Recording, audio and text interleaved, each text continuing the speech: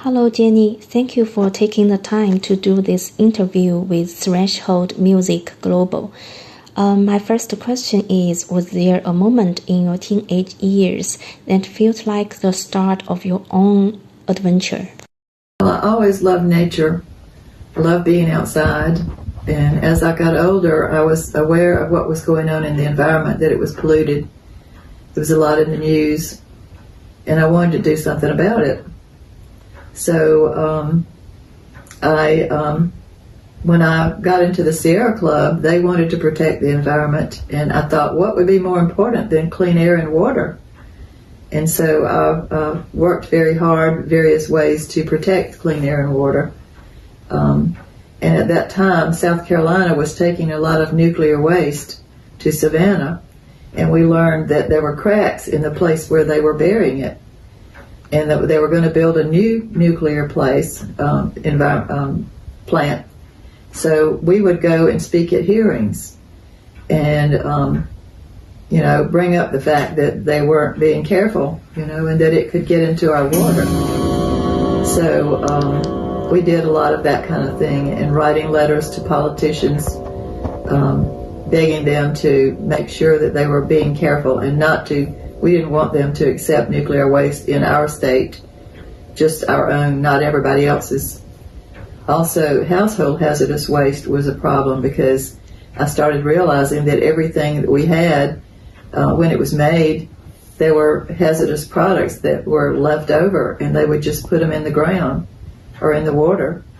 And so I ended up helping make a program about that, and to educate the people in the club. And then I went to talk to men's and women's clubs about that too, that the things in your house are hazardous, and I urged them to choose better products and to use things that were reusable instead of disposable, and just the things that would lead to a cleaner environment.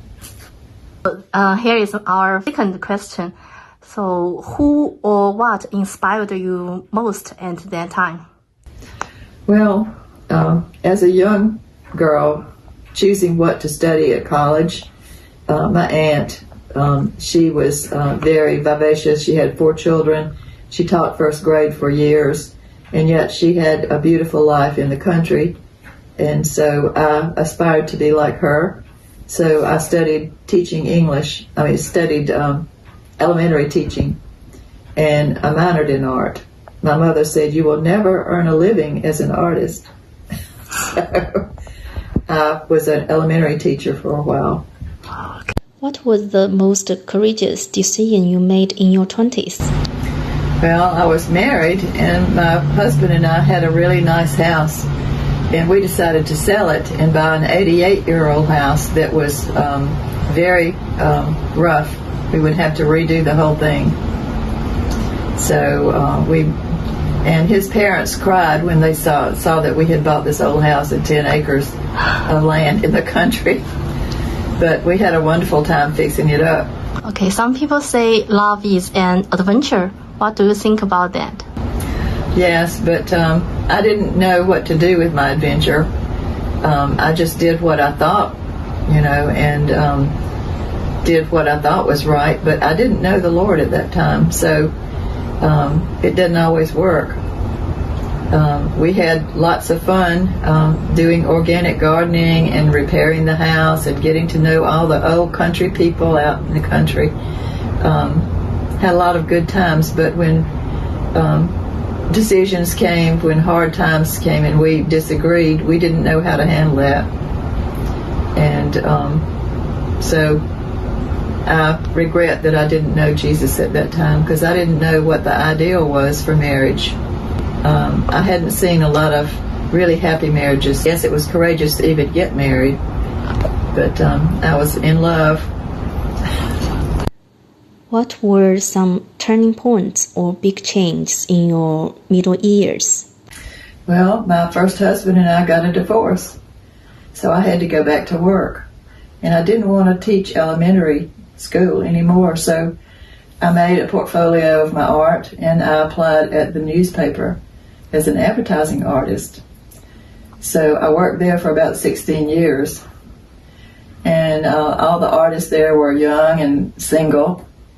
So they influenced me quite a bit. And at that time in American culture, everybody was getting divorced. Everybody was doing what they wanted to do, forgetting all the old rules. And so I did some of that too. So it was definitely a turning point from being an old married lady doing exactly the right thing to being a little wild.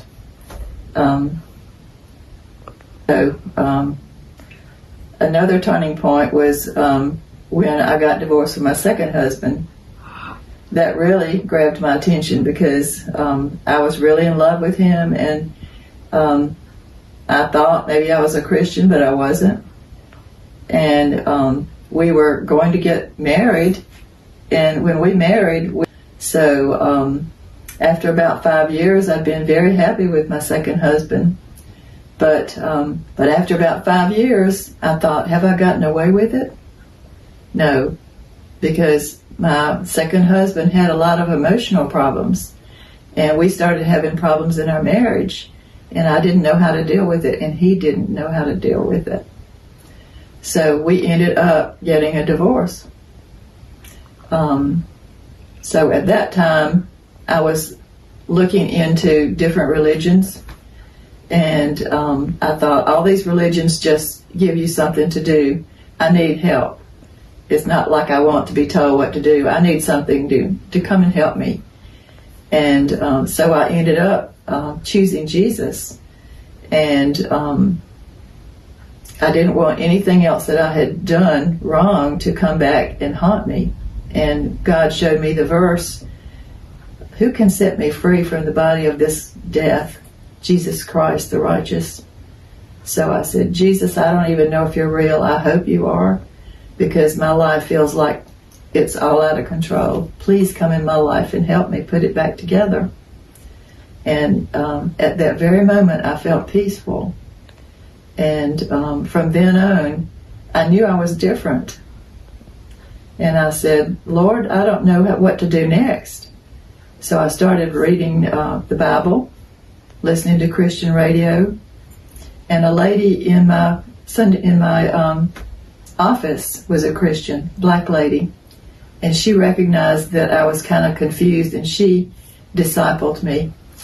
So for about a year, that's what happened, and my life totally changed. And I said, God, just show me where you want me to go. And he showed me First Baptist Church.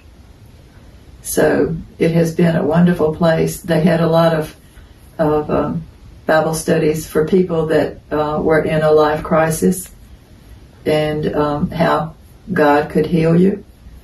And it helped me to get my head on straight and to understand what reality was, and the reality of who I am, who people are, why they act the way they do. I was really amazed that the Bible shows you reality about life and how to deal with it, and gives you help. Jesus gives you help. So this totally changed my life. Have you met any challenges in your work? Newspaper, people would come in and I would have to make their advertisement for them.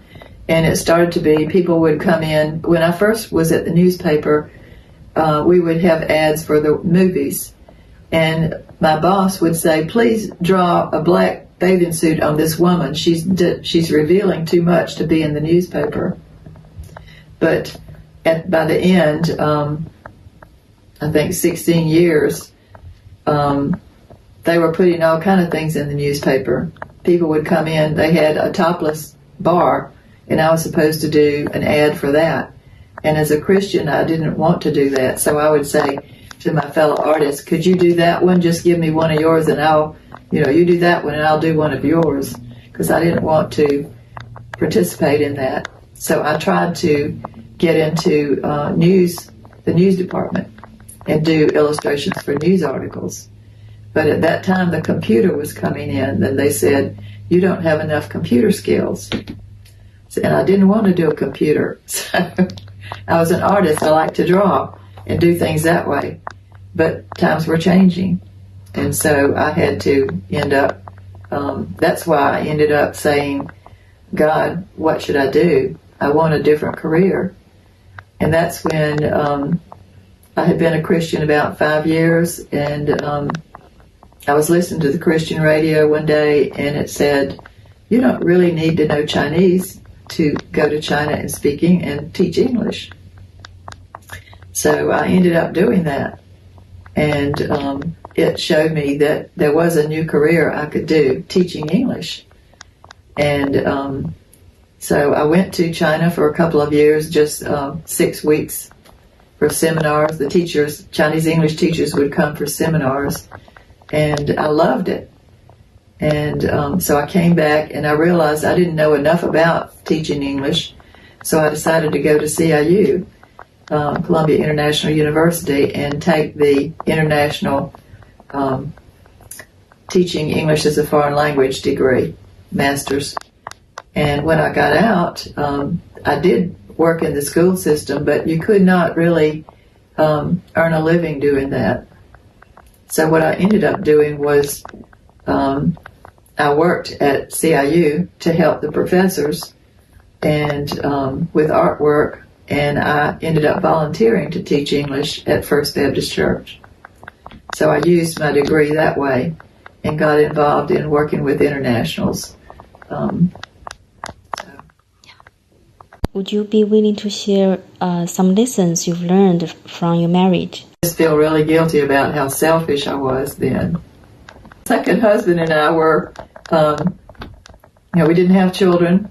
I had a career as an advertising artist. He was in law enforcement. So we tried to live our life as partners. And he agreed that he could do some housework. But he did things like he would, at that time we didn't have a dryer, had to hang our clothes on a line, and he took my shorts and hung them upside down so that when they dried, they stuck out like this. So it was like he was saying to me, I just don't know how to do that. I didn't really want to do that. But he was at least trying. Mm-hmm. But I guess he resented it. Yeah. And I think probably one of the reasons he had a nervous breakdown was because he was trying so hard to please me. And I didn't realize how big of an effort it was for him to do that. But he wasn't being honest with himself or me because he just wanted to please me. I put too much pressure on him. So I didn't realize that. And when did you realize that? Much later.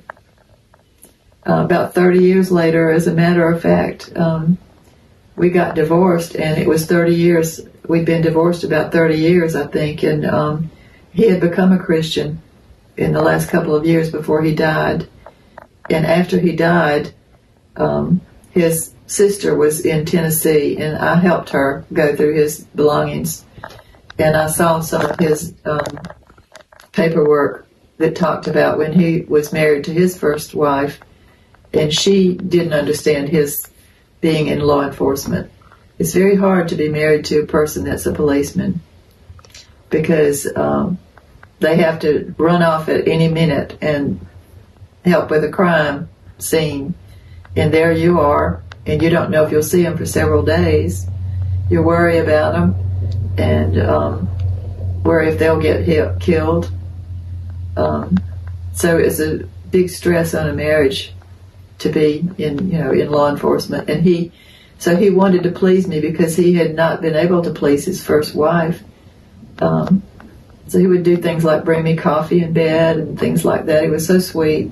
And I just thought he was a sweet person, but he was really bending over backwards to please me. But I didn't realize all that until much too late. Recently, my first husband, he sold the farm and moved to a different place. And so I had kept in touch with him by Christmas cards. And he recently called and said he had fallen and crushed his shoulder. And he was all alone in the house. It was locked and he didn't have anything. So I thought maybe the Lord is starting to make him desperate. And I've been praying for him that that he will turn to the Lord.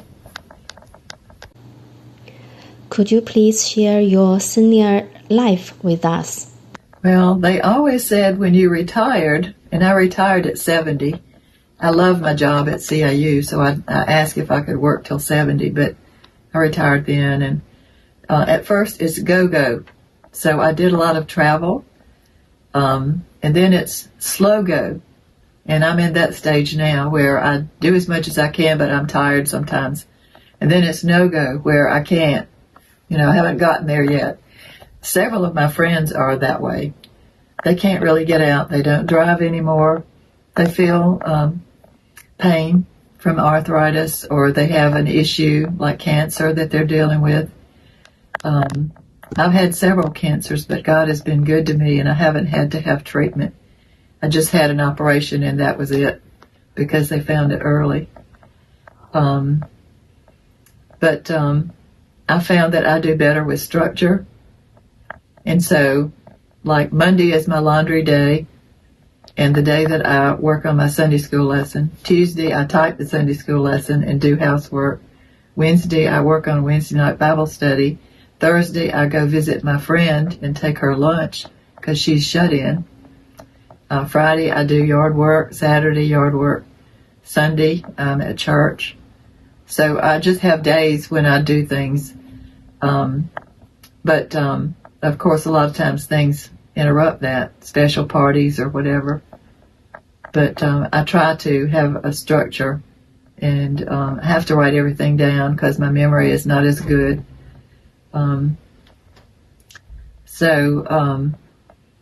But I've had several health issues. As you get older, you have cataracts, and your eyes start to, like cars, when their headlights start to get yellow and they have kind of a covering over them. Your eyes do that. So I had eye surgery, and it went well, but they discovered that I had a heart issue.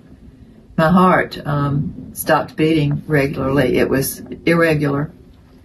And I had to start taking very expensive medicines. And I still do, so that I won't have to have a stroke.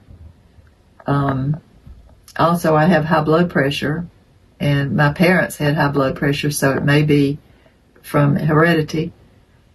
So I have those two chronic issues, but I just take medication for that. I think God has been very good to me in that I don't have arthritis, and I still have energy. I guess 3 years ago, I realized I was eating too much takeout food and easy food and prepared food. And so I went on a special diet, the Health Dare, and it was trying to cook from scratch, big batches, and freeze it, getting rid of all the artificial sweeteners and things like that, drinking lots of water, exercising, and I lost about 20 pounds or so, and it's been very good for me. I'm on maintenance now, and except at Christmas I do pretty well, and that's helped my health. I think exercising every morning is a good idea. I do exercises to limber up my back and to lift weights. Sometimes I go walking I do a lot of yard work. I kind of push myself to do yard work because I like it, but I don't want to get out and do it. So when I do it, I enjoy it.